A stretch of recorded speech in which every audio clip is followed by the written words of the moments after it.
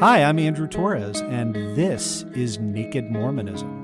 I pledge my life, all that I may have. I will strive to the utmost of my ability to be what you would want me to be. It's time to find the truth. And having set our hand to the plow, we will never look back until this work is finished. Where is the church going? I have faith that the Constitution will be saved as prophesied by Joseph Smith. But it will not be saved in Washington. It will be saved by enlightened members of this church. The explicit tag is there for a reason, so if you get offended at what's said, it's not for you. But most importantly, may you ponder the truths you've heard. May they help you become even better than you were. Skepticize everything.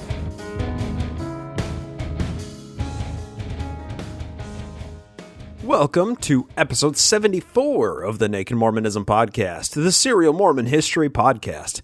Today is Thursday, October 26th, 2017. My name is Bryce Blankenagel, and thank you for joining me. On this week's episode, we read through a bunch of the first revelation that Joseph Smith gave in Nauvoo that made it into the Doctrine and Covenants, or the Book of Covenants, whatever you want to call it. That is section 124. Since the passing of the Nauvoo Charter, the Mormons could finally rest easy that they wouldn't be chased out of Illinois after living there just like a year like it happened in Missouri. So they finally set up camp. And by that, I mean Joe gave a revelation dictating the organization of Nauvoo to build it up, starting with the most important parts, like building a house for Joe and his family. Section 124 has a bunch of important names in it, so we're going to review most of those names and why they are relevant as we move through the revelation. After that, Nauvoo holds its first election in February of 1840, electing John Wreck-it Bennett to the office of mayor and various church elites to the offices of aldermen and councilors.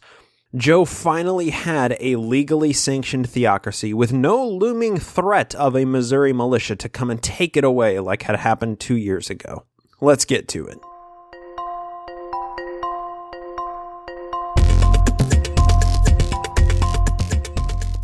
Alright, let's review last episode just to get some milk in our gizzards. Last episode, we finally gave a proper introduction to Heber C. Kimball, reading of his middle-of-the-night vision recounted more than 60 years after it supposedly occurred.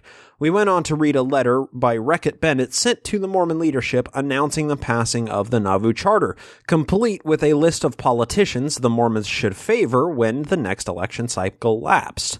Bennett even gave a little shout-out to old honest Abe Lincoln for congratulating Bennett on the passing of the charter. Another sign in the heavens manifested itself to the Quorum of the 12 in England, signaling God's blessing on the Nauvoo Charter. After that, we were joined by Colt to discuss the Book of Mormon authorship timeline, which received a little bit of feedback that I'm going to be discussing at the end of this episode.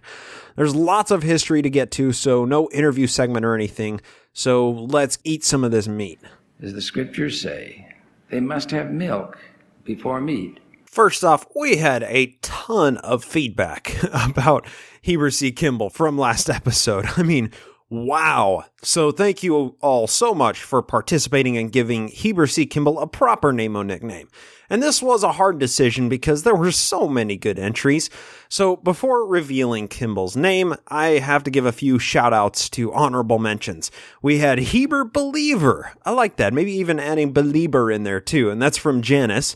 We had Heebie-Jeebie-Seebie from John. We had Night Fever Heber by James because of his middle of the night visions. And then one of my favorites, this is because of Helen Mar Kimball, we had Kid Pimpin' Kimball from Dustin, and then we had Kim Baller by Randovan. I mean, those were all great names, and they really did give me a good belly laugh when they came in. But one name must be the winner, and this one was actually suggested by a bunch of people. Like I said, this was a hard decision. Heber C. Kimball will be known to us for many reasons as the Heber Creeper, or Creepy Hebe for short, because he ran a train on his women. This was first suggested by David Whitmer mere hours after the show aired on Twitter, so be sure to give @Davey Whitmer, and that's Whitmer with 2 H's, a follow on Twitter. And I mean, he was president of the Mormon Church for a little while, so yeah, follow the prophet. So let's keep this rolling by introducing somebody new to the timeline who needs a proper name-o nickname, just like Mr. The Heber Creeper. Robert D. Foster. Robert Foster was born on the 14th of March, 1811 in England. He was a physician as well as a land speculator and was living in Ohio when he married his wife, Sarah Finney, in July of 1837. He was baptized shortly before October of 1839, and he was ordained an elder during that same October conference. Robert Foster was kind of on Joe's shit list early on because Joe gave Robert Foster the task of keeping Joe's journal during their trip out to Washington, D.C., and that was back in the winter of 1839 to 1840 when Foster was a new convert. So Joe Rigdon, Foster, and Pistol Pack and Porter Rockwell were the guys during this trip out to D.C., and Foster spent most of his time caring for Hingepin Rigdon, who was very sickly for the entire journey. Foster apparently kept Joe's journal during the trip, but every letter that Joe sent asking Foster to get the journals from him, Foster just refused to comply. So Robert Foster eventually teamed up with William Law as editor of the Nauvoo Expositor. But not before this happened with Robert, his brother Charles, and a guy named Chauncey Higbee. Robbie for the Republic is what strikes me upon reading this story, and it is taken from Harold Schindler's biography of Orrin Porter Rockwell, Man of God, a Son of Thunder. This is beginning on page 111. Quote, "Then occurred an incident which very nearly cost the prophet his life. It began when a Mormon, Augustine Spencer, became embroiled in an argument with his brother Orson, a Nauvoo alderman. On hearing of the dispute, Joseph, as mayor, ordered the arrest of Augustine Spencer on an assault charge. Before the city marshal could serve the warrant, Joseph and Rockwell, that's Pistol Pack and Porter, Rockwell, located the wanted man in the office of an attorney and informed Spencer that he was under arrest. Rockwell went for the marshal, but Spencer refused to accompany him to the mayor's office. 'Get some help and take him out of here whether he wants to go or not,' Joseph said. J.P. Green, the marshal, stepped to the street and stopped the first passers-by he saw, ordering them as citizens to aid in removing the prisoner from the law office. Unfortunately, Green had made a poor choice of helpers. He had stopped Chauncey Higbee, Robert D. Foster, and Foster's brother Charles. Before Green fully comprehended what was happening, the three men showered him with invective, shouting that they would see the mayor and the city damned before lending him any assistance. So this is our three guys. Joseph was trying to get J.P. Green, the marshal, to arrest somebody, this Augustine Spencer, who had apparently become a problem in Nauvoo. So they were trying to arrest him. So J.P. Green goes out on the street and grabs three guys to say, hey, help me arrest this guy. Those three guys, Chauncey Higbee, Robert D. Foster, and Charles Foster, were like, no. We will be damned before lending this city any assistance. It continues. At the first outburst, Joseph turned to the perplexed marshal and ordered him to place the trio under arrest for refusing to assist a city officer in the discharge of his duty. His words were greeted by an explosion of curses from the three men. For the husky prophet of the Lord, such an abuse was intolerable. Grabbing a Foster in each hand, he slammed the two brothers against a wall. But Charles Foster, anticipating such a move, pulled a double-barrel pistol from his coat and swung it toward Joseph. Rockwell leaped forward and smashed his fist against Foster's forearm, sending the gun flying across the room. Insane with rage, his arm dangling loosely at his side, Foster screamed at the prophet, God damn you, I would have killed you." The sight of his sobbing brother shocked Robert Foster into a stream of profanity. This is what Robert Foster said. "I would be favored of God for the privilege of ridding the world of such a tyrant," he yelled at Joseph. The three men were herded to Joseph's office, where he fined them each $100. Oh, Joseph, Nauvoo was his kingdom. They immediately appealed the case to municipal court, and trial was called for the next day, April 27th. This is 1844, just to let you know. Before the matter could be heard, Joseph pulled Robert Foster aside and asked him not to continue his public denunciations. But Foster met the request with bitter charges that Joseph had revived the sons of Dan in Nauvoo, the Danites, and had been guilty of adulterous conduct. He cut the conversation short by accusing Joseph of being a false prophet. End quote. What do you guys think? Robert Frosthart, Robbie the Tyrant Slayer? Maybe, something short and simple like Bob Fost. But, he didn't seem all that cool and collected, and I don't know if he was a painter or an artist. But I'll leave it up to you to decide.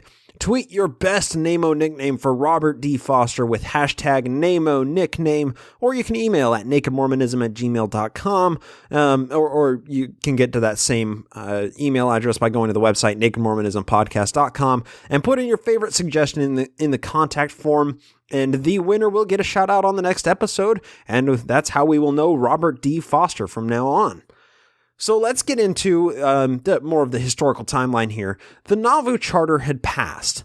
It was official. The Mormons had a government-recognized town all to themselves, and they controlled everything regarding the day-to-day operations of Nauvoo.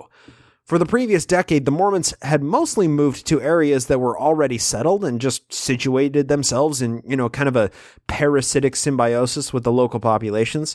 Missouri had sanctioned off Daviess County for the Mormons, but that was only after they had been expelled from Jackson County by the mobs back in 1833 and 34. And those Mormon settlements were still fairly close to large population centers. Nauvoo presented itself as an opportunity to start fresh and put in place all the necessary agencies under church control to handle the business of the burgeoning Mormon theocracy. But the Mormon leadership wanted to wait until the approval of the Nauvoo Charter before they set everything in stone. Understandably, they didn't want a repeat of what happened in Missouri with attempting to settle thousands of people in a few small towns and being summarily removed less than a year later. The Mormons were only hitting the end of that, kind of unspoken tenuous year probation period with their settlements in Iowa and Illinois. So it makes sense. Why go to all of the work of settling and building a town and a school again if you're just going to get removed and head out to California or something? Once the Nauvoo Charter passed, that was the signal to the Mormon hierarchy that they could plant their flag in Nauvoo and the state of Illinois would act in good faith to them, starkly contrasting the Mormons' experience with Missouri. It was necessary to set up so many things we wouldn't normally consider when building a town. There was a newly formed city government with a bunch of elected positions needing to be filled, like mayor, alderman, trustee and trust, a few others. They needed to create new committees and agencies to deal with infrastructure and the new Nauvoo University. Building a city from the ground up requires a ton of work. But luckily for the Mormons, they had God on their side, dictating his will for the perfect city. For 3 days, beginning on the 16th of January, 1841, Joe dictated a famous revelation included in the modern-day Doctrine and Covenants, or Book of Covenants, because they removed the doctrine part, and that's section 124. We're going to read a number of extracts from it today and discuss each person's role in the city. Before we do, though, let's qualify what we're about to read because I find it truly remarkable. One aspect of Mormon history that we talk about all the time is how much the Brighamite Church tries to ignore or cover up certain aspects of their history. And one way they actively cover things up is by redacting names and occurrences from documents that they hold only in their library, which can't be accessed online. They have a stranglehold on the information which comes out of their own archives, and that's always something to be suspicious about. The redactions they have are usually names of people who were sealed to other people in polygamy, or names and dates of persons who received their second anointing or something. Information which affects the historic record, but in the grand scheme of things seems fairly inconsequential to yours truly. What's much more controversial in my mind is something the church doesn't seem to hide one bit, and that's how much control Joseph as the prophet had over the government and secular affairs. He called himself lieutenant general, for God's sake. Joe was the sole authority in Nauvoo over church and state affairs. There was no separating the two.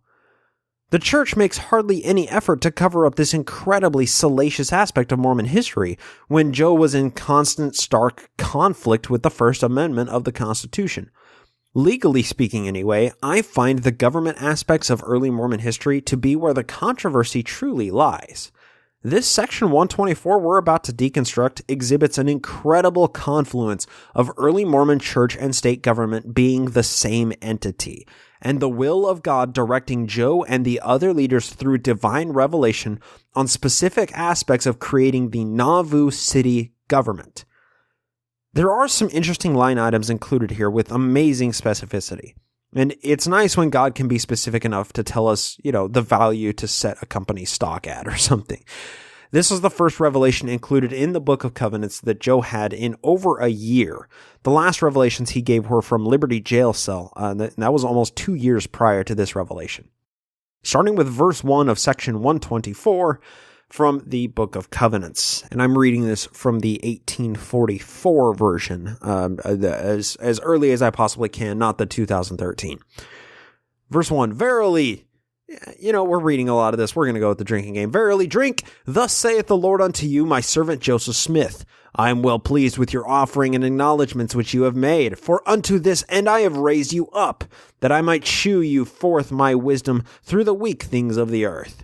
Your prayers are acceptable before me, and in answer to them I say unto you that you are now called immediately to make a solemn proclamation of my gospel, and of this stake which I have planted to be a cornerstone of Zion, which shall be polished with that refinement which is after the similitude of a palace.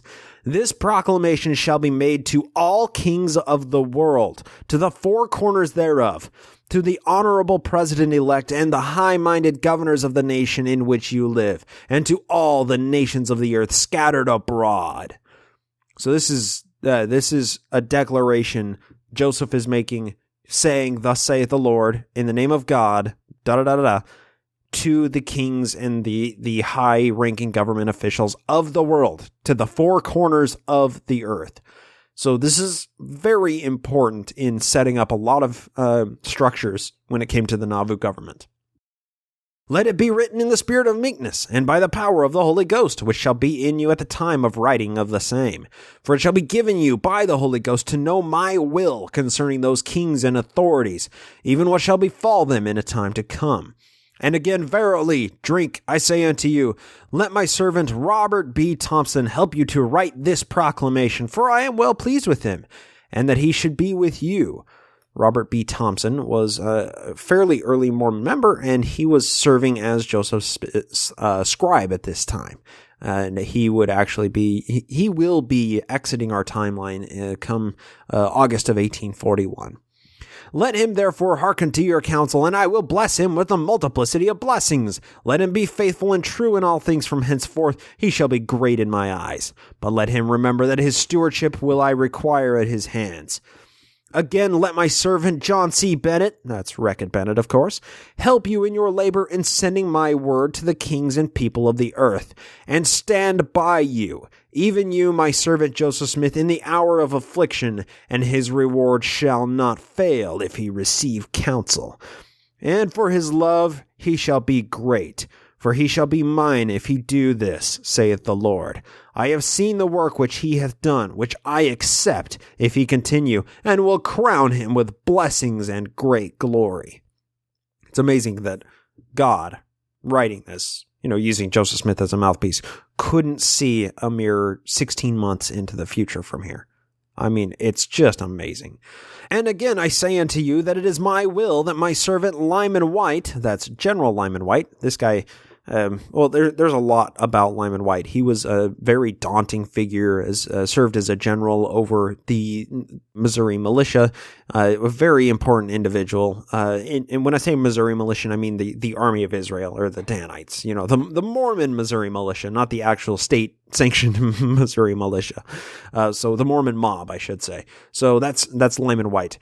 that my servant Lyman White should continue in preaching for Zion, in the spirit of meekness, confessing me before the world, and I will bear him up as on eagle's wings, and he shall beget glory and honor to himself and unto my name. And again, verily, drink, I say unto you, my servant George Miller is without guile. He may be trusted because of the integrity of his heart, and for the love which he has to my testimony. I, the Lord, loveth him. I therefore say unto you, I seal upon his head the office of a bishopric, like unto my servant Edward Partridge, that he may receive the consecrations of mine house, that he may administer blessings upon the heads of the poor of my people, saith the Lord. Now, this is important because Edward Partridge had passed away back in August of 1840, so there was a vacancy in the bishopric. So George Miller is being called to replace Edward Partridge. Let no man despise my servant George, for he shall honor me. So a little bit of background. George Miller was a convert in 1839. He was living in Illinois when the Mormon refugees began streaming in, and he even housed some of them on his property prior to his conversion to the faith. So he was a Mormon ally before he converted. It continues, let my servant George and my servant Lyman and my servant John Snyder and others build a house unto my name, such an one as my servant Joseph shall show unto them, upon the place which he shall show unto them also. Now this is, when it says, build a house unto my name, speaking as God, this is not the temple, this is the Nauvoo house. That's what it was known as, the Nauvoo house. And the next few verses discuss the Nauvoo house. And then some more background, John Snyder. So there's Lyman White, George Miller, and John Snyder included in this, who are building up the Nauvoo house. John Snyder had been baptized in 1836, and he immediately invested in the Kirtland Safety Society anti-banking company right before it crashed, and then he was tied to the Mormons from that time forward. He actually served on the first mission out to England in 1837, and he was later ordained a member of the 70. So the revelation continues. And it shall be for a house of boarding, a house that strangers may come from afar to lodge therein. Therefore let it be a good house, worthy of all acceptation, that the weary traveler may find health and safety while he shall contemplate the word of the Lord. And the cornerstone have I appointed for Zion. This house, this Nauvoo house, shall be a healthy habitation if it be built unto my name, and if the governor which shall be appointed unto it shall not suffer any pollution to come upon it. It shall be holy, for the Lord your God will not dwell therein. For there is not a place found on the earth that he may come and restore again that which was lost unto you, or which he hath taken away, even the fullness of the priesthood. For a baptismal font there is not upon the earth, that they, my saints, may be baptized for those who are dead. For this ordinance belongeth to my house, and cannot be acceptable to me, only in the days of your poverty, wherein ye are not able to build a house unto me. But I command you all, ye my saints, to build a house unto me, and I grant unto you a sufficient time to build a house unto me, and during this time your baptisms shall be acceptable unto me. So basically, the plan here is, they needed a baptismal font in order to baptize new converts as well as baptize the Mormons for the dead. And that was something that they had been doing in the Mississippi since Joe gave the revelation that baptisms for the dead was a thing. And that was in, September that he gave that treatise on baptisms for the dead, upon the death of his father who wanted to see Alvin baptized. So the reason why they were not able to continue doing baptisms for the dead was because it was winter in Illinois, in the Mississippi. It was freezing out there. So they wanted to build a baptismal font in the basement or somewhere in this Nauvoo house that they're talking about so that they can baptize people for the dead year round. So that's why I was talking about this. And and that's kind of confusing because baptismal fonts nowadays are only included in churches and in the, the baptisms for the dead fonts in the basement of the temples. That's upheld by the golden ox and facing in the directions. And, that's how we see baptismal fonts nowadays. But this was before the temple was actually, the plot was dedicated for the temple. This was before they even started drafting up blueprints for the Nauvoo temple. So Joseph was commanding, the Lord was commanding through Joseph that they build a baptismal font in the Nauvoo house that he's talking about here. It continues, "But behold, drink, at the end of this appointment, your baptisms for your dead shall not be acceptable unto me. And if you do not these things at the end of the appointment, ye shall be rejected as a church with your dead, saith the Lord your God." So, yeah, that's really important. Let me read the next couple of verses here. "For verily, drink, I say unto you, that after you had had sufficient time to build a house to me, wherein the ordinance of baptizing for the dead belongeth, and for which the same was instituted from before the foundation of the world, your baptisms for your dead cannot be acceptable unto me. For therein are the keys of the holy priesthood ordained, that you may receive honor and glory."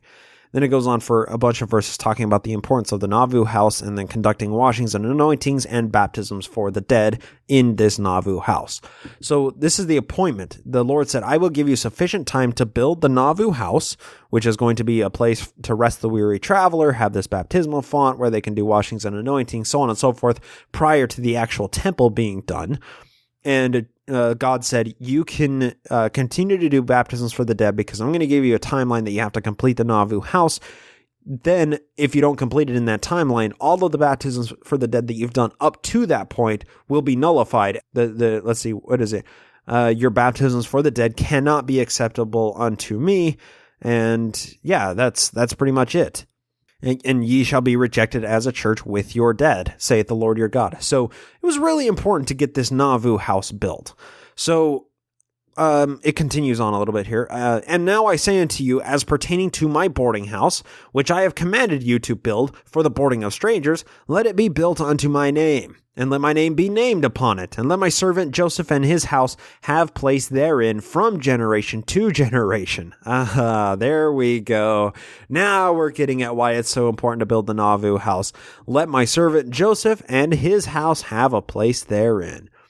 Joe really, really needs a place to stay. "For this anointing have I put upon his head, that his blessing shall also be put upon the head of his posterity after him. And let the name of the house be called the Nauvoo house.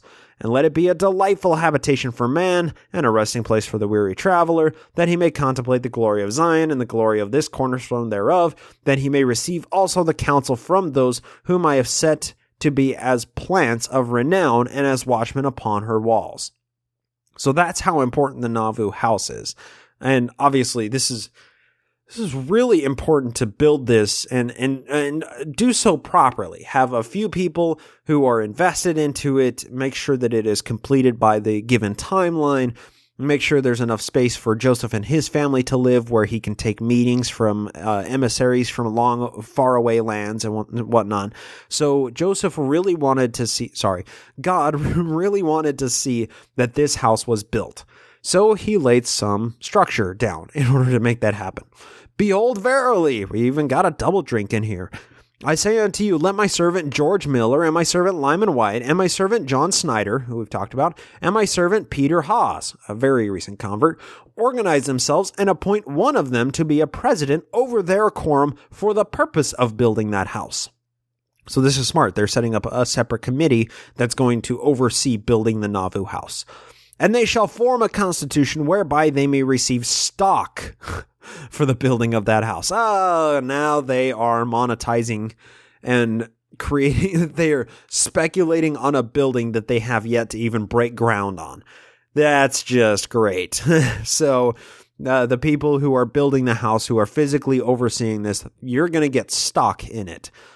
I mean, it's a smart way to do it, but I'm just amazed that God is about to tell us how the stock structure should be built for speculation on the Nauvoo house.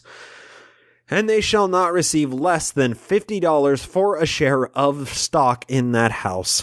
And they shall be permitted to receive $15,000 from any one man for stock in that house. But they shall not be permitted to receive over $15,000 stock from any one man, and they shall not be permitted to receive under $50 for a share of stock from any one man in that house. And they shall not be permitted to receive any man as a stockholder in this house, except the same shall pay his stock into their hands at the time he received the stock. And in any proportion to the amount of stock he pays into their hands, he shall receive stock in that house. But if he pay nothing into their hands, he shall not receive any stock in that house." I mean, this is God dictating the stock prices for the Nauvoo house that he supposedly needs for the various temple ceremonies that they're going to be performing there before the temple was made. And if any pay stock into their hands, it shall be for stock in that house, for himself and for his generation after him from generation to generation, so long as he and his heirs shall hold that stock, and do not sell or convey that stock away out of their hands by their own free will and act. If you do my will, saith the Lord your God. Okay, yeah, so don't give them stock until they give you actual money. Don't give them stock on credit in this Nauvoo house, and the stock boundaries are anywhere from $50 to $15,000 that people can give to buy stock into the Nauvoo house. Really nice that we need divine revelation to set these limits. And again, verily, drink, I say unto you, if my servant George Miller, and my servant Lyman White, and my servant John Snyder, and my servant Peter Hawes receive any stock into their hands in monies or in properties wherein they receive the real value of monies, they shall not appropriate any portion of that stock to any other purpose, only in that house. And if they do appropriate any portion of that stock anywhere else, only in that house, without the consent of the stockholder, and do not repay fourfold for the stock which they appropriate anywhere else, only in that house, they shall be accursed, and shall be moved out of their place, saith the Lord. For I, the Lord, am God, and cannot be mocked in any of these things. Really? We can't mock the fact that the omnipotent God that spun the universe out of nothing is taking such petty little issues and dictating his will on these things. We can't mock that, God. Joseph, we really can't mock you for that. Okay, but this is setting out basic rules of stock exchanging that are fairly commonplace in stock practices today. You buy stock, that stock is yours. You can pass that stock to other people if they buy it, or from yourself to your younger generation. You can just sign it over. Great, yeah. If people pay you in stock for the house, you can't appropriate that stock to anything else. It has to stay in the house. Okay, cool. The stock needs to be set between $50,000 and $15,000. Okay, great. These are all typical practices. I mean, God is just getting intermingled with land speculation here. And it's not building speculation. It's not company speculation yet, because this is just speculating on the land that is going to have the Nauvoo house built upon it. There still wasn't a single brick in the ground for this house. So I just find that amazing. But of course, verily, drink, I say unto you, let my servant Joseph pay stock into their hands for the building of that house, as seemeth him good. But my servant Joseph cannot pay over $15,000 stock in that house, nor under $50, neither can any man, saith the Lord. Okay, so that's the end of talking about the stock of the Nauvoo house here. The Nauvoo house, this is something that would be started during Joseph's lifetime, but would never be completed. And eventually the building was torn down. The parts of the Nauvoo house were eventually torn down after Joseph's death, and after the Mormons were chased out of Nauvoo. Emma Hale married Louis Bideman, and Bideman decided to dissolve. Well, Bideman and Emma decided to dissolve the Nauvoo house, the company, everything, and even the partially constructed walls, and use the bricks and use everything to build themselves a house that they lived in until they died in the 1870s. So it's important to note that this company that the Lord is setting up actually never came to fruition. The building was never completed. Now it's owned by the Community of Christ, who have reconstructed the building based on the plans that it initially was set out. And you can actually rent it out. You can go there, rent out the rooms. They have the basement of it is a nice, like, modernized kitchen and, a classroom area. That's where I actually attended a couple of lectures during the John Whitmer conference. I mean, yeah, the Community of Christ own it, and they've done a good job of, cleaning it up and making it an actual habitable, modernized building. It's fascinating. So, yeah, I think it's worth noting the Nauvoo house never took off, and it just ended up being a bankrupt business that never paid anything out. So these people are all paying this stock into it, and it says that Joseph can pay stock into it as seemeth him good, which means I'm fairly certain that Joseph could just deed land over to the owners of stock in the Nauvoo house, and then that would be his purchasing of stock in the Nauvoo house. I'm not sure exactly the details on that because Joseph's finances were a catastrophe at this time. So, this went the way that so many other of Joseph's businesses went. It continues, and there are others also who wish to know my will concerning them, for they have asked it at my hands. Therefore I say unto you concerning my servant Vincent Knight, if he will do my will, let him put stock into that house for himself and for his generation after him from generation to generation, and let him lift up his voice long and loud in the midst of the people, to plead the cause of the poor and the needy, and let him not fail, neither let his heart faint, and I will accept of his offerings, for they shall not be unto me as the offerings of Cain, for he shall be mine, saith the Lord. We'll talk about Vincent Knight in a second. Let his family rejoice and turn away their hearts from affliction, for I have chosen him and anointed him, and he shall be honored in the midst of this house, for I will forgive all his sins, saith the Lord. Amen. All right, so Vincent Knight, he had been a member of the Kirtland, Ohio bishopric, and he was later ordained as a bishop in Adamant, Iowa, during the Mormons' brief time settling in Daviess County before they were removed to Illinois and Iowa.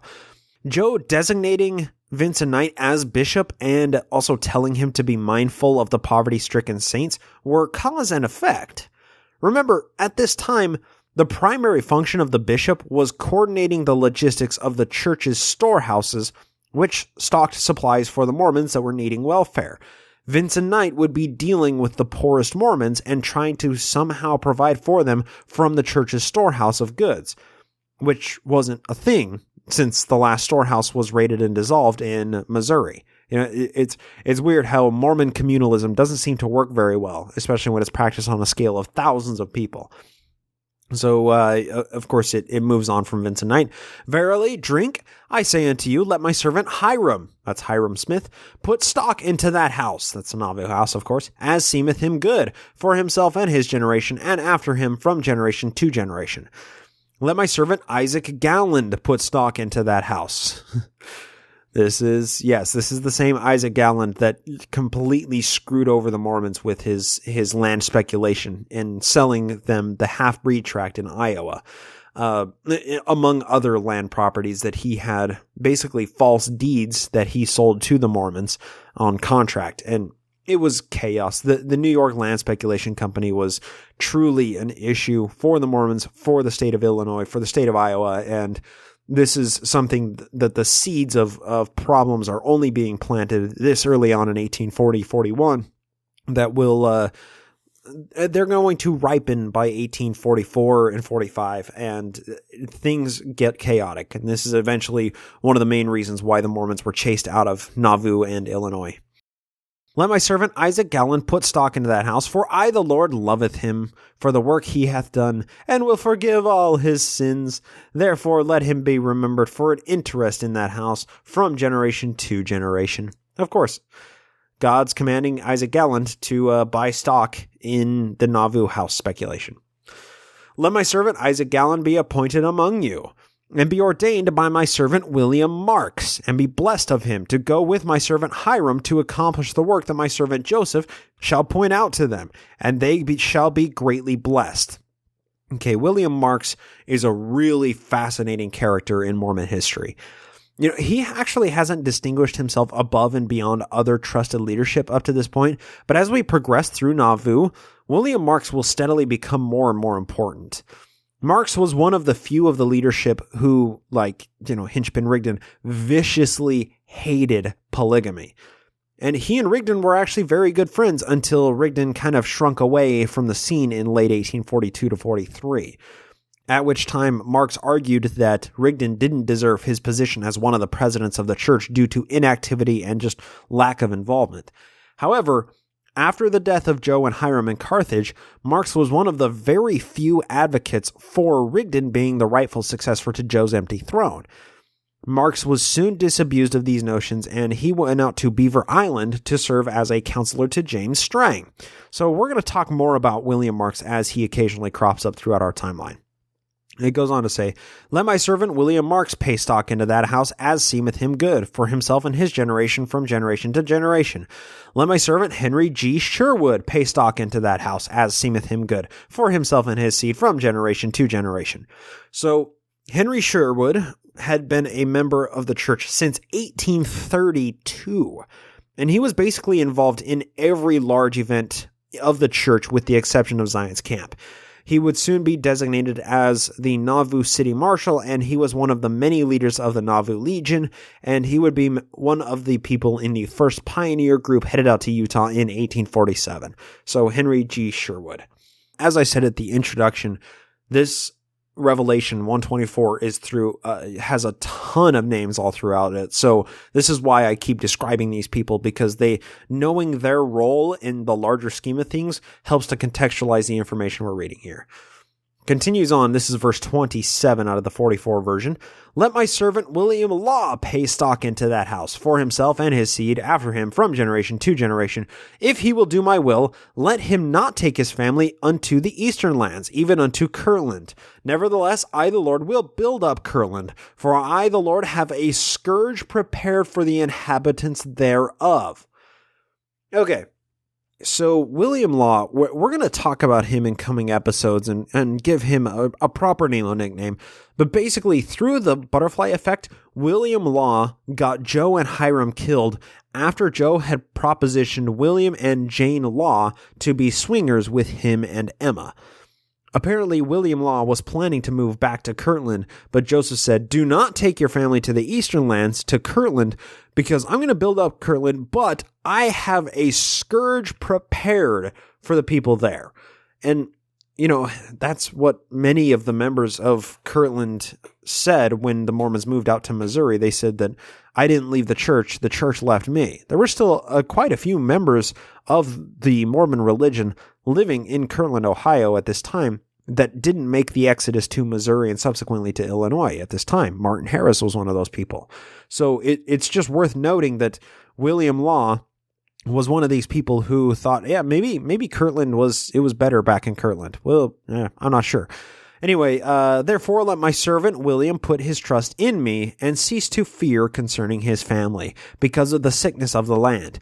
If ye love me, keep my commandments, and the sickness of the land shall redound to your glory." So I love this. I just picture this in my mind, the conversation between William and Joe. William's just saying, it sucks here in this swampland. The mosquitoes are biting us constantly. We're all getting the ague. And it sucked back in Missouri. We just got chased out of there. All of the Missourians hated us. I'm going to go back to Kirtland. Screw this. Screw you guys. Screw Illinois. This sucks. So Joe's like, yeah, if God is saying this, not Joseph. "If ye love me, keep my commandments, and the sickness of the land, it's not going to affect you anymore. Let my servant William go and proclaim my everlasting gospel with a loud voice and with great joy. And he shall be moved upon by my spirit unto the inhabitants of Warsaw, and also unto the inhabitants of Carthage, and also unto the inhabitants of Burlington and of Madison. And await patiently and diligently for further instructions at my general conference, saith the Lord." There you go. "If he will do my will, let him from henceforth hearken to the counsel of my servant Joseph, and with his interest support the cause of the poor, and publish the new translation of my holy word unto the inhabitants of the earth. And if he will do this, I will bless him with a multiplicity of blessings, that he shall not be forsaken, nor his seed be found begging bread." All right. William Law, fascinating character. We're going to bring him, thoroughly into the timeline really soon here, because especially once polygamy comes along, he becomes a much more prominent figure in Nauvoo. But William Law, he's having doubts of Joseph Smith. He says, "It sucks living here. I want to go back to Kirtland." And Joseph says, No, you're not going back there, because the Lord God commands you to stay here, and you have to hearken to the Lord's counsel. So go be a missionary, and God's going to bless you. Go proclaim my everlasting gospel with a great joy and with a loud voice to all of these other places around Nauvoo, within 30 to 40 miles. Go be a missionary to there, and yeah, everything's going to work itself out. Like, I can't imagine the steel-plated balls that Joe had when somebody came to him with problems and didn't want to be a member anymore. He says, no, yeah, this is the will of God. It's not me speaking here. This is the will of God. You have to go be a missionary for me. Not only am I not listening to your problems, you have to be somebody who is now an unpaid salesman for the church. Yeah, it's almost springtime. We're on the tail end of winter. It's going to be planting season really soon.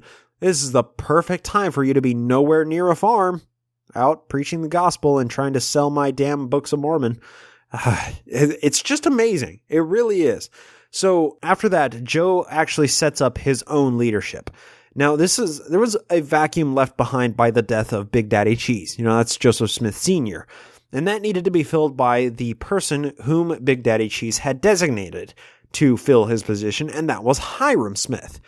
And that created a vacancy in Joe's ranks of councilors. So the next few verses promote Hiram to patriarch over the church, giving him power seemingly equal with Joe's own power, and also designating that William Law fill the vacancy left by Hiram's promotion.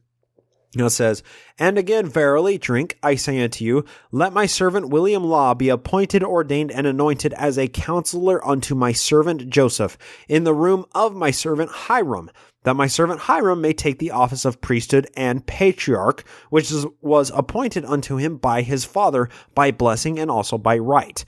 That from henceforth he," meaning Hiram, "shall hold the keys of the patriarchal blessings upon the heads of all my people, that whoever he blesses shall be blessed, and whoever he curseth shall be cursed, that whatsoever he shall bind on earth shall be bound in heaven, and whatsoever he shall loose on earth shall be loosed in heaven. And from this time forth I appoint unto him that he may be a prophet and a seer and a revelator unto my church, as well as my servant Joseph, that he may act in concert also with my servant Joseph, that he shall receive counsel from my servant Joseph, who shall shew unto him the keys whereby he may ask and receive, and be crowned with the same blessing and glory and honor and priesthood and gifts of the priesthood that once were put upon him, that was my servant Oliver Cowdery." There you go. Hiram Smith being put in place as patriarch and, president of the priesthood over the church. He is second in command only to Joseph, and it sounds like almost equal. I appoint him to be a prophet and a seer and a revelator unto my church, as well as my servant Joseph. This is the point when Hiram Smith's office has become elevated to basically be equivalent with Joseph Smith. And it's kind of not surprising when people look at Carthage, Illinois being a conspiracy, the death of Joseph and Hiram and the subsequent death of Samuel Smith less than a month afterwards, as some kind of power grab, that somebody wanted to become the president, that it was necessary for them to assassinate Joseph and Hiram Smith. This right here might be why. Joseph and Hiram were equals. If one of them is taken from the earth, the other one reigns in his stead. So if both of them didn't die in Carthage, then one of them would still be the prophet of the church. And, American history and Mormon history would have been vastly different. So that's worth noting. And it put, Hiram on par with all of the blessings and the gifts of priesthood that were first conferred on Oliver Cowdery. So Cowdery now is just completely written out of the church. "Behold, drink, I say unto you, I have a mission in store for my servant William Law, and my servant Hiram, and for them alone, and let my servant Joseph tarry at his home, for he is needed. The remainder I will shew unto you hereafter, even so, amen." I don't know what that mission is.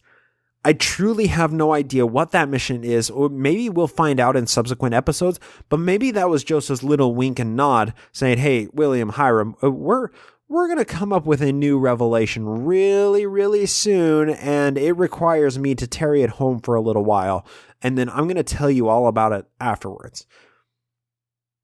This was about 2 months before Joseph was sealed to Louisa Beeman, his first official polygamist wife.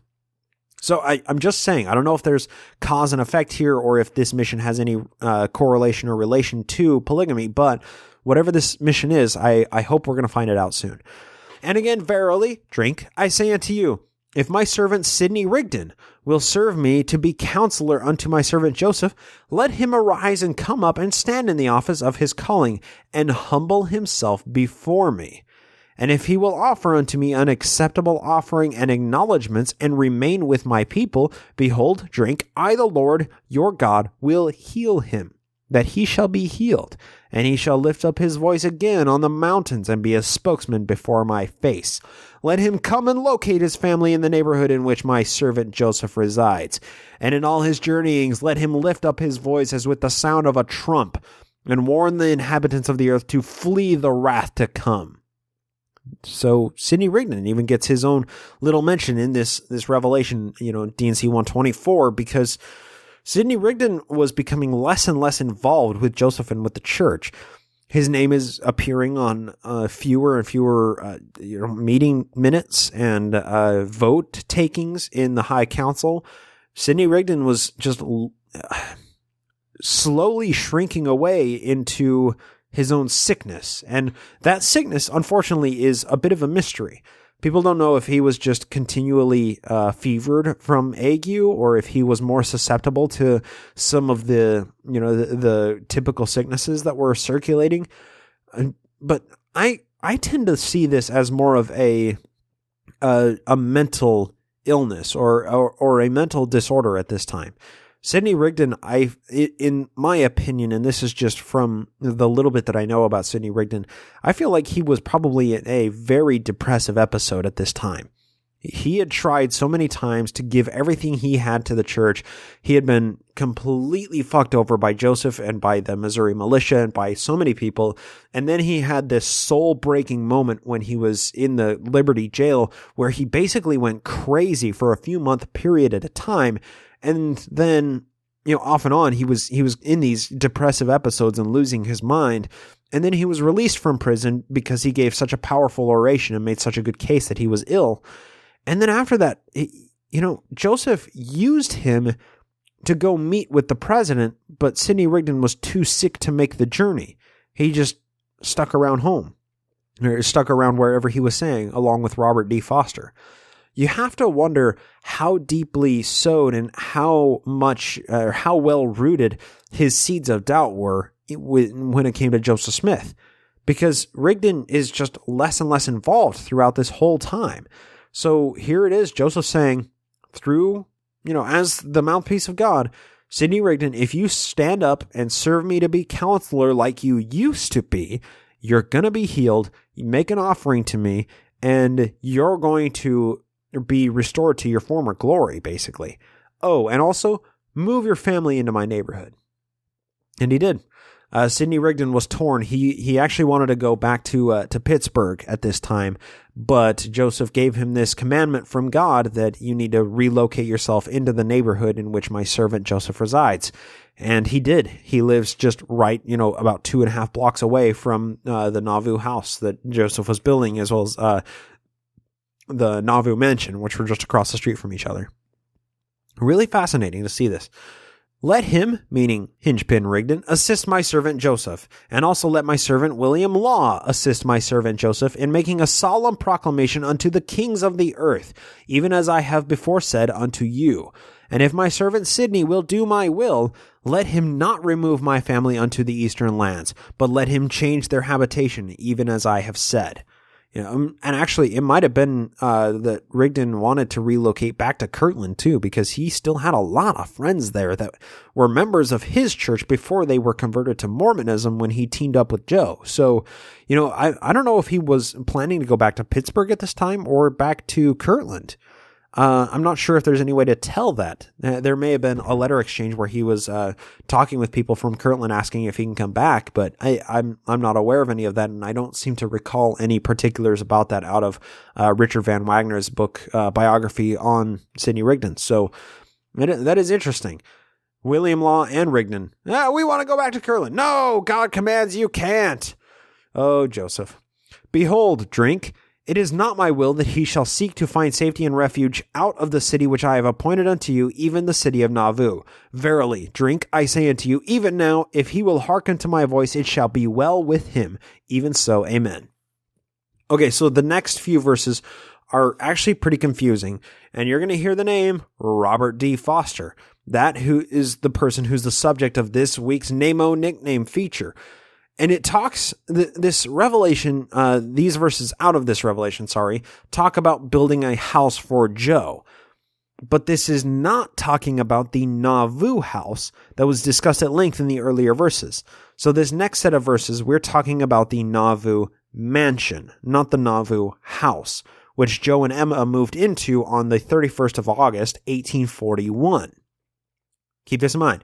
Nauvoo mansion, not the Nauvoo house that was set up as a company speculation. And again, verily, drink, I say unto you, if my servant Robert D. Foster, here we go, maybe Robert Tyrant Slayer here, Robert D. Foster will obey my voice. Let him build a house for my servant Joseph, according to the contract which he has made with him, as the door shall be opened to him from time to time. Maybe we can go with a Robert the Carpenter here. Yeah, he's going to build a house for Joseph Smith. And let him repent of all his folly and clothe himself with charity and cease to do evil and lay aside all his hard speeches. I love how thinly veiled this is. Apparently, Robert D. Foster already in, January of 1841, when this revelation was given, was having problems with Joseph in the church. One of those skeptics who's a member of the community, but still is like, yeah, it's a good place to live. It's a good way to raise my kids. And again, verily, I say unto you, let no man pay stock to the quorum of the Nauvoo house. So this is where it's coming back to the Nauvoo house instead of the Nauvoo mansion, unless he shall be a believer in the Book of Mormon, and the revelations I have given unto you, saith the Lord your God. For that which is more or less than this cometh of evil, and shall be attended with cursings and not blessings, saith the Lord your God. Even so, amen. So this is where it's kind of confusing, because it switches from talking about the Nauvoo mansion, where the Lord is commanding Robert Foster to build the house for him. That's the Nauvoo mansion. But then it just switches right back to the Nauvoo house, which is the company, the hotel company that they're building here. And it also says that the only people that can invest in the Nauvoo house must be believers of the Book of Mormon and the revelations that I have given. And I understand that. Joe was trying to have quality control on those who invested into the Nauvoo house, because he'd already had like a certain level of undue influence over these people, and he could exert his will as their prophet should those people step out of line. So I understand why Joseph would want people who are investing into this Nauvoo House Hotel Company to be people that he can exert that influence over. So the next verses we're actually going to skip there. They basically say that people can be paid stock in the Nauvoo house for laboring in building it. So you help build the house, then you get some stock in it. No, that's fair. Verily, drink, I say unto you, I now give unto you the officers belonging to my priesthood, that ye may hold the keys thereof, even the priesthood which is after the order of Melchizedek, which is after the order of my only begotten son.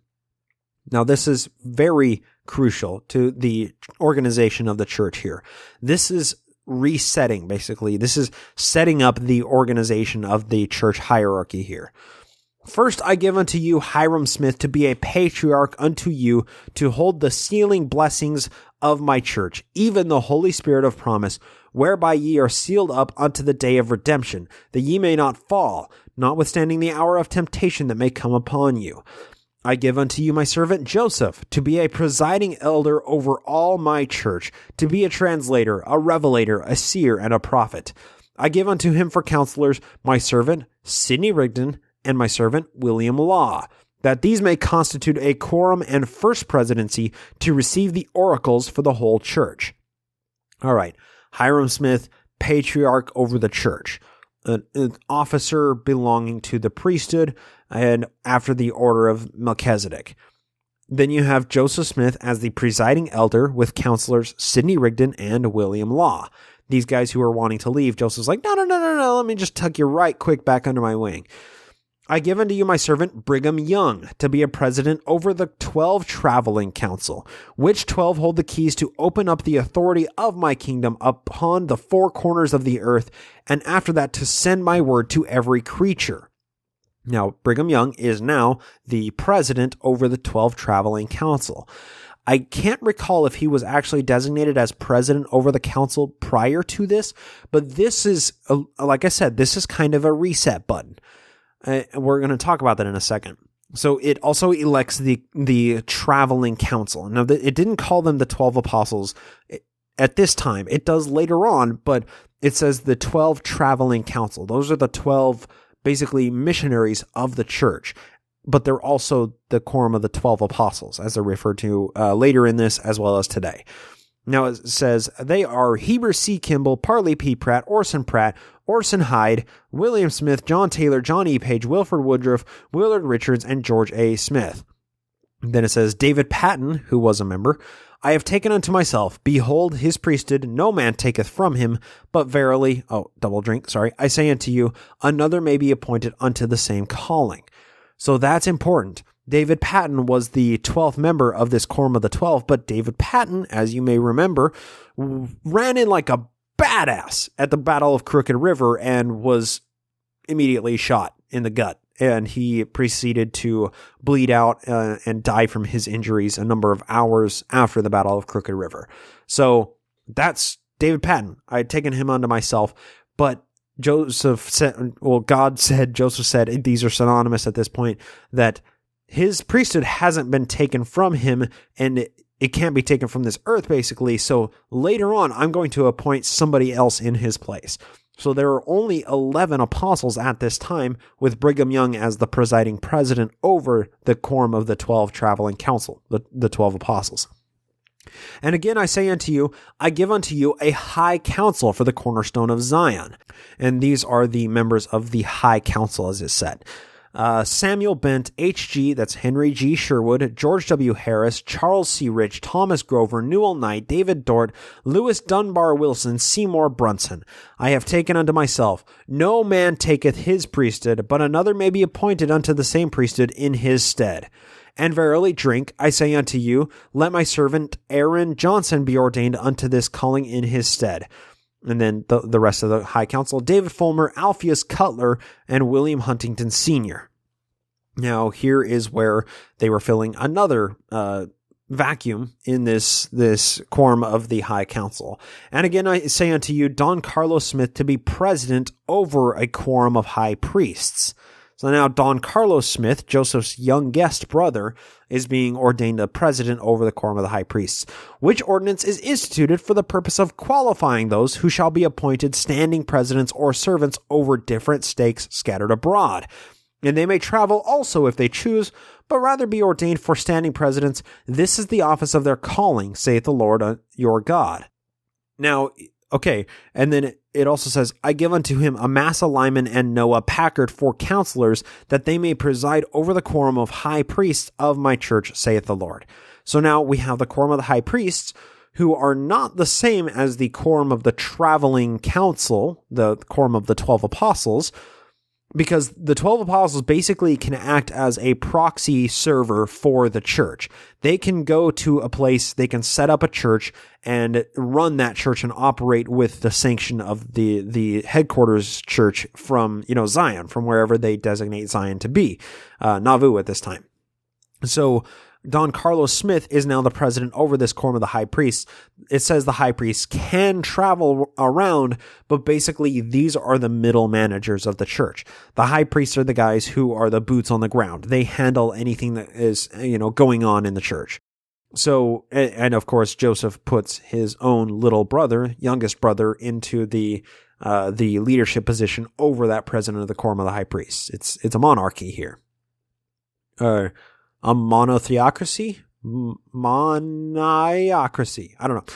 I give unto you John A. Hicks, Samuel Williams, and Jesse Baker, which priesthood is to preside over the quorum of elders, which quorum is instituted for standing ministers. Nevertheless, they may travel, yet they are ordained to be as standing ministers to my church, saith the Lord.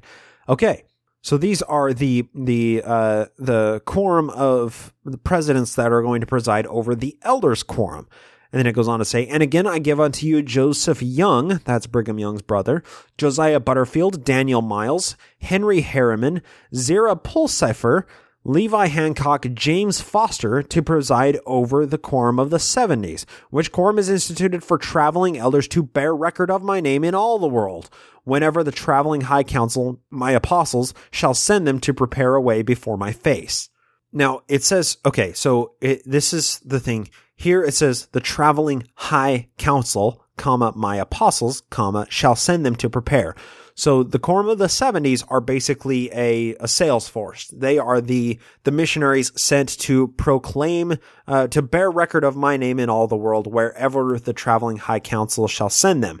So the high council are the middle managers that are sending out the salesmen, basically.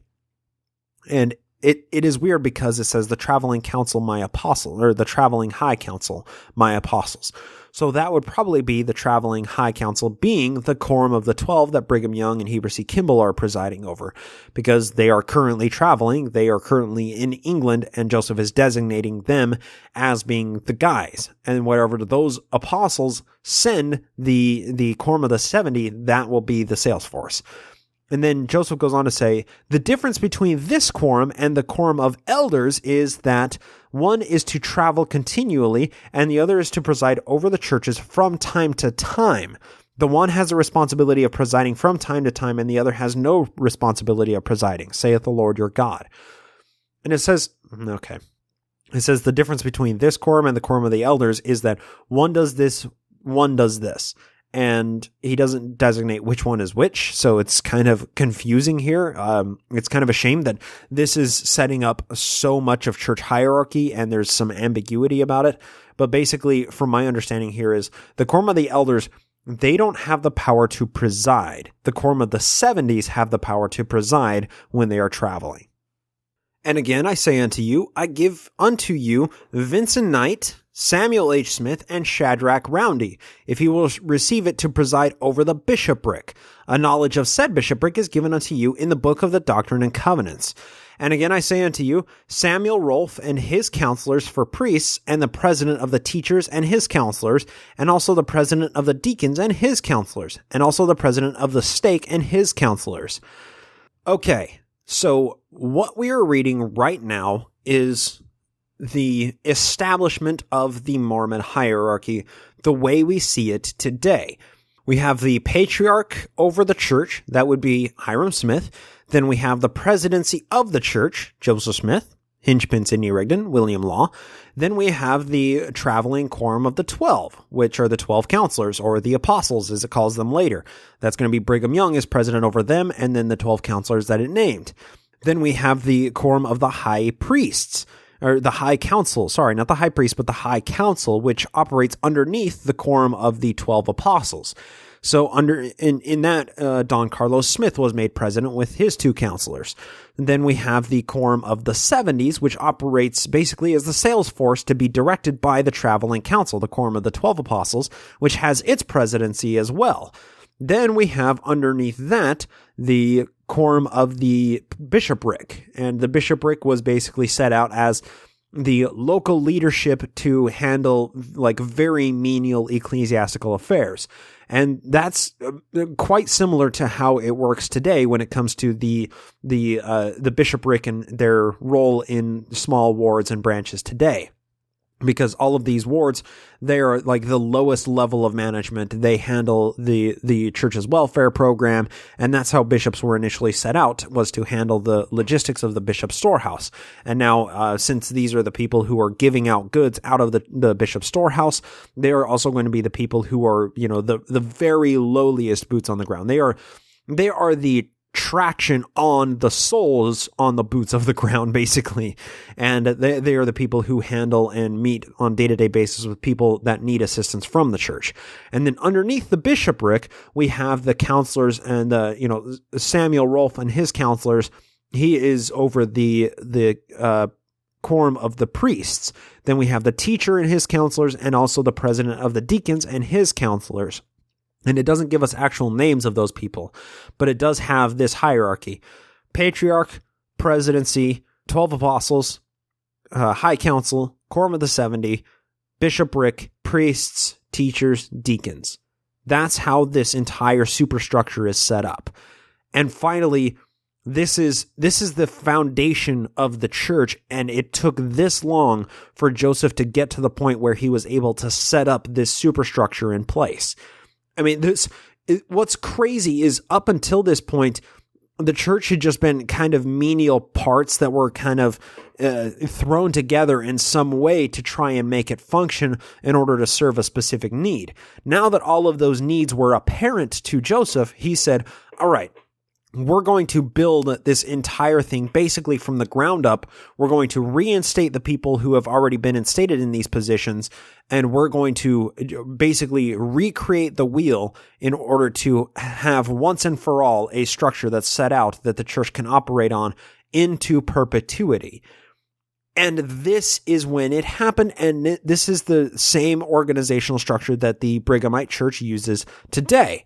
And I would assume that other factions of the Mormon Church also operate with a similar superstructure.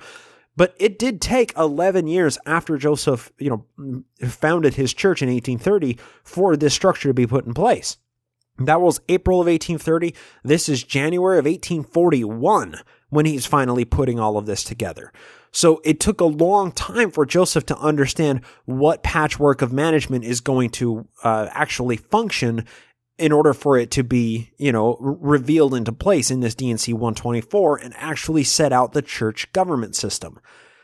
So let's finish up the section 124.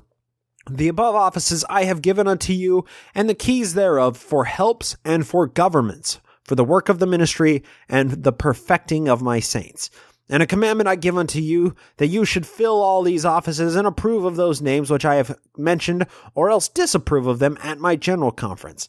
And that ye should prepare rooms for all these offices in my house, that's a Nauvoo house, when you build it unto my name, saith the Lord your God. Even so, amen. End quote. All right. So for everything we've discussed up to this point, that revelation was important for so many reasons. Until this revelation, January 1841, came along, the church leadership was only made up of this weird patchwork of committees and some organizations, and they were only serving very specific needs when those needs arose. This was Joe's way of hitting the reset button and establishing once and for all the government of the church. But this wasn't just a government for the church. It was the ecclesiastical version of the Nauvoo city government, because on February 1st, less than half a month after this revelation was given and widely published in the Times of Seasons, Nauvoo, the city of Nauvoo, held its first election. This is taken from the Dan Vogel History of the Church, Volume 4, page 280. Quote, Monday, February 1st, the first election for members of the city council took place, and the following persons were elected by majorities varying from 330 to 337 votes, to wit, for mayor, John C. Bennett, aldermen, William Marks, Samuel H. Smith, Daniel H. Wells, Newell K. Whitney, councilors Joseph Smith, Hiram Smith, Sidney Rigdon, Charles C. Rich, John T. Barnett, Wilson Law, Don Carlos Smith, John P. Green, Vincent Knight. End quote.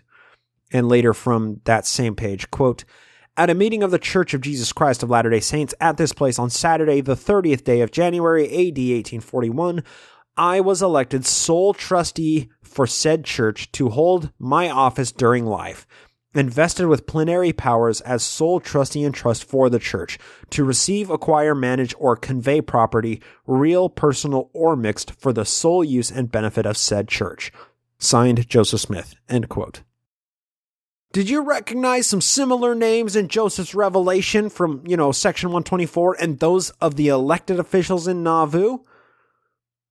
Most of the names included in 124 were people who were given certain directives in the organization of the church, and all but one of the public elected officials in the city of Nauvoo were Mormons. And all of those Mormons were prominent elites in leadership positions in the church. John T. Barnett, that was the one non-Mormon elected to Nauvoo public office. There may have been other reasons for electing him, and we'll hopefully get into that in the coming episodes, but I have to do a lot more research before I can substantiate those claims. Our United States government is a representative democracy. That's how it was conceived anyway. In order to govern people, there should be elected representatives who actually represent the population that elected them. You know, you have an area that's predominantly Latino or Black population. They should have a Latino or Black person representing them in government. That's how it should be. With a majority Christian country, the majority of elected officials should be Christian to properly represent the voting constituents. However this has actually played out, I don't want to comment on that. I'm more discussing how the democracy was conceived in the first place with locally elected representatives. Nauvoo was made up of almost exclusively Mormons. So, in a representative democracy, the public offices there should be held by almost entirely Mormons. However, that is a separate issue with respect to how a church influences the politicians and elected officials who represent that given area with a majority church population. Look, the Mormon church conglomeration today can run from church history and polygamy and everything they try to hide from church history all that it wants because the church thinks that those issues are behind them. They can redact and omit whatever they want while teams of historians dig through their trash for evidence needed to build compelling historical models.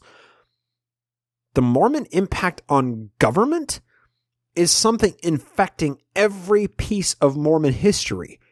And it's not something that they can say that they stopped doing at any point. They're proud of it when they publish articles through the Deseret News talking about the newest amicus brief the church filed against gay people getting a fucking cake or trans people being able to use the bathroom that they goddamn well please. Morality and politics should be separate from each other. Our morality should motivate our politics. But when a religious organization is dictating a population's morality, and by extension their politics, now we have a stark violation of the Constitution, and we edge closer to theology dictating the actions of our democracy. A theocracy. John Wreck-it Bennett sent that letter last episode, which named all of the public officials the Mormons should get behind because they helped to pass the Nauvoo Charter in some way. For the next half-decade, nobody got elected in areas representing Nauvoo without the blessing of the Mormons.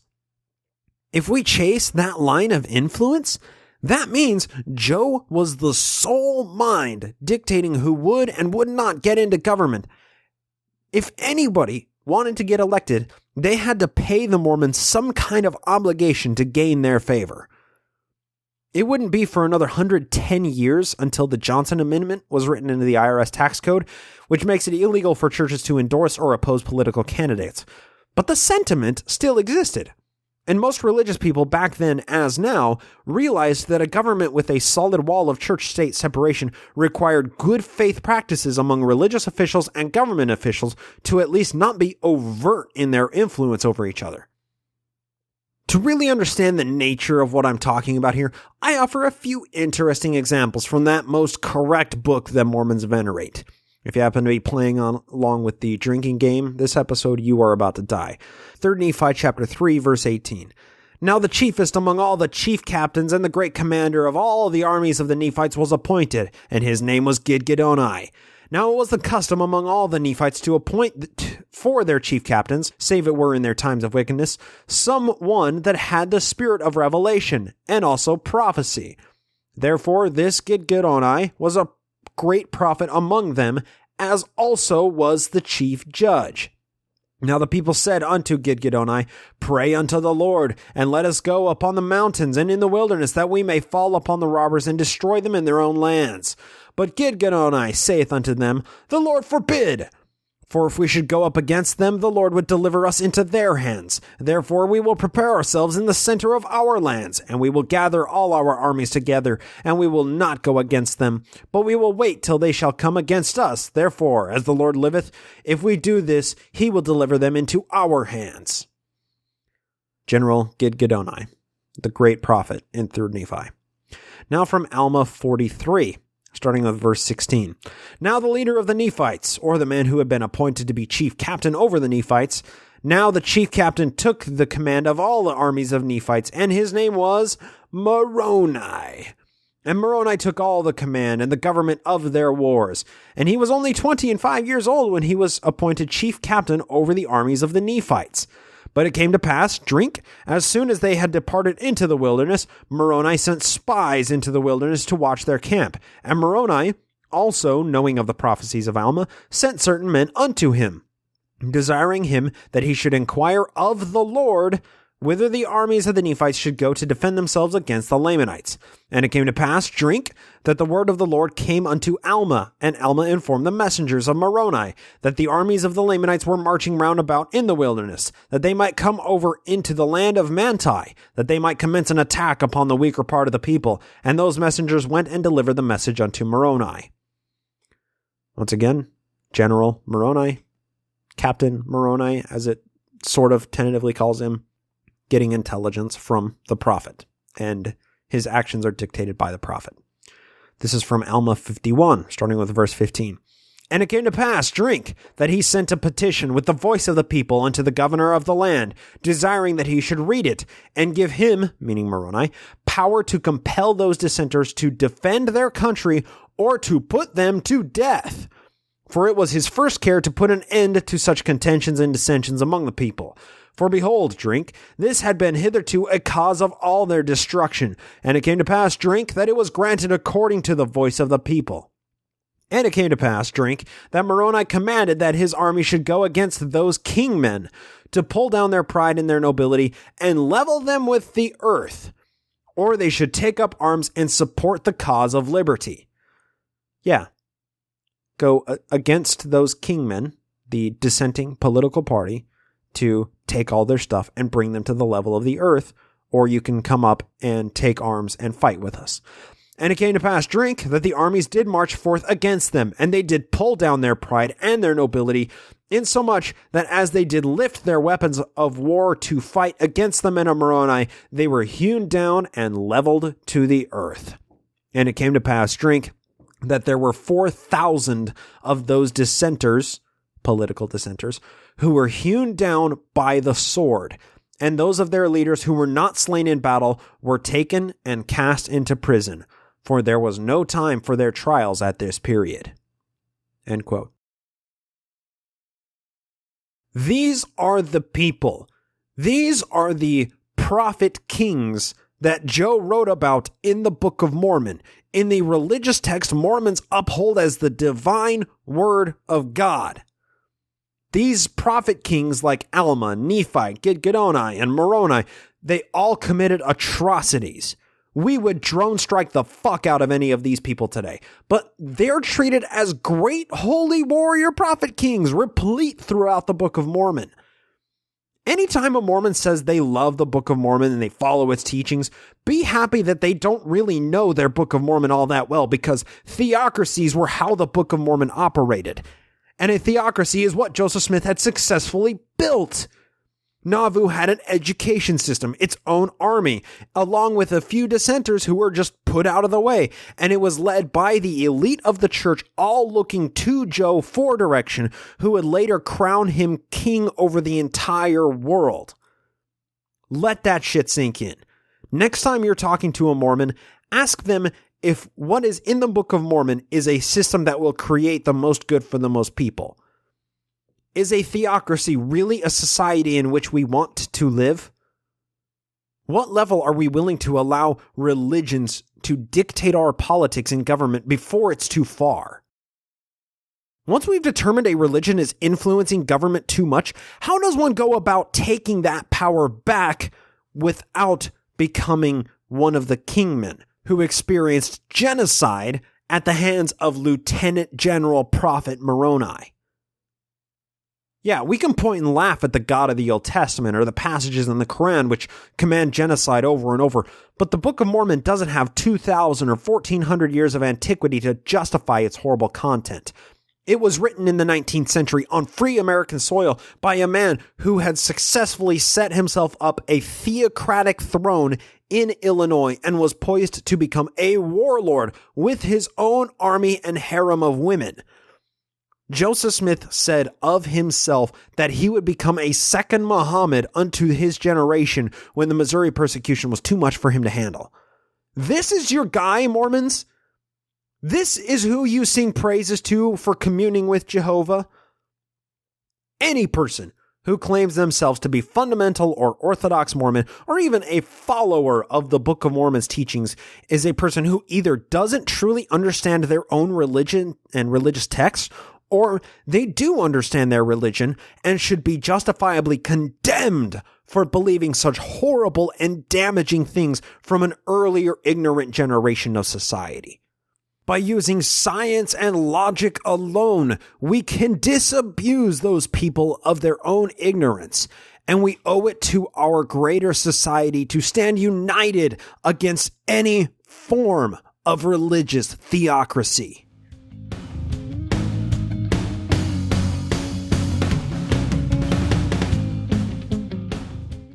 All right, that'll do it for the history portion. We do have a couple of new patrons to thank. Of course, I want to take an opportunity to thank all of the patrons who support at patreon.com/nakedmormonism. Thank you so much, but most of all, thank you to our newest patrons. We have Colt, I believe that is Colt, that we had on last week, which we'll talk about in a second. We also had Ben and Aaron. All three are new patrons, so thank you all three so much for pledging to support. It's really nice, and it keeps the lights on here at Ground Gnome Studios. With that, I did want to respond to some listener email. This came in a response to Colt's study that we discussed last episode about the timeline of authorship of the plates, just taking the Book of Mormon at face value. And there were a couple of emails that came in. I just want to read John Jacobs' email because he summarized some interesting thoughts about it, and he kind of took issue with some of the conclusions that Colt and I came to. This is just a few extracts from John's email here. He says, "Only the razor-sharp discipline of seek disconfirmation of everything, which is the soul of science, can make someone fully rational and undeceived." He said that after, he came out of the church, he went, testimony mission, temple callings, the whole 9 yards, he said. Colt's evidence must be differentiated between what is and what is not. Conclusions overreaching the evidence is a frequent issue with scientific papers in many fields, and I have seen this done by even experienced scientists. They reach conclusions that their evidence just cannot support. That's why we do peer review. And he goes on to apply that to the actual paper. The evidence that the paper presents is that, taken at face value, it is possible to post ad hoc overlay a timeline on the text that only stretched credulity a little. The timeline is necessary based on assumptions about society, e.g. the age at which people are considered adults and start having kids, the existence or none of teen pregnancy, divorce, adultery, polygamy, polyamory, acknowledged surrogacy, adoption, and many other factors that we know exist in not only our society but in most human societies. It also must be based on assumptions about longevity, fecundity, child mortality, etc. What the study reveals is that people naturally see the story as real, and that it is possible to construct an almost plausible chronology and genealogy overlay for the text which people will accept if they want to badly enough. It shows that, like pareidolia, we tend to see ourselves and an analog of our own society and community in any text that we pick up. Previous efforts to develop a Book of Mormon geography similarly prove that it is possible to post ad hoc force it to match various locations, but do not prove that the book is therefore factual. Many works of fiction can be placed in actual locations using this unreliable approach. What this and similar approaches do not say is even one thing about the text, in my opinion. The study makes a mistake of looking at the evidence before forming a hypothesis, and then only forming a hypothesis that seems to fit all the data. The reason that is a scientific no-no is because that process reliably forms untestable, unfalsifiable hypotheses by ensuring that the data will automatically have no ability to refute the conclusion. I will say that I kind of take issue with that just because there are studies in data collecting that are done just to collect the data and just to understand something. I mean, not every scientific study requires an hypothesis prior to the study being conducted. There can just be fact-finding missions, basically. So I guess I only disagree with John in the regard that he was saying that a hypothesis is necessary for science to be done, but only because there is plenty of science that is done that is just hey, we think that there might be a thing out there. Let's find all of the information we can and see what we can conclude afterwards.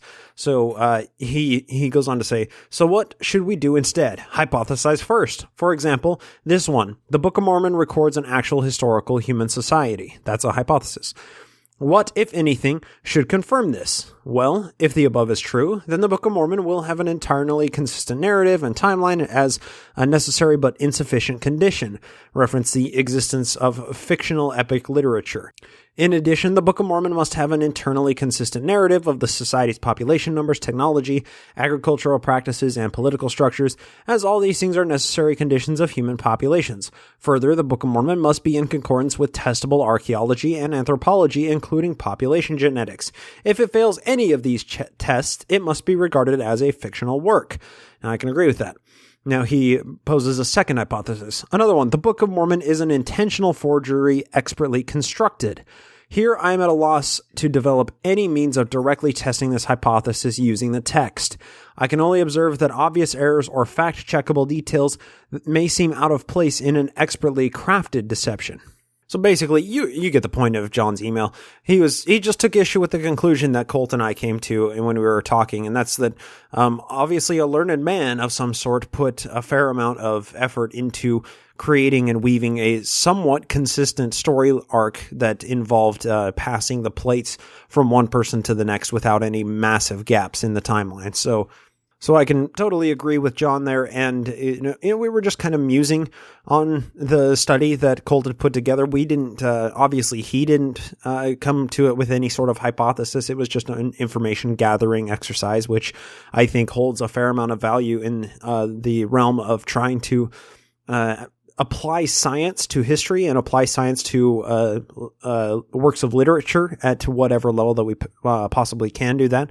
But yeah, so obviously, all of that said, thank you for sending in that email.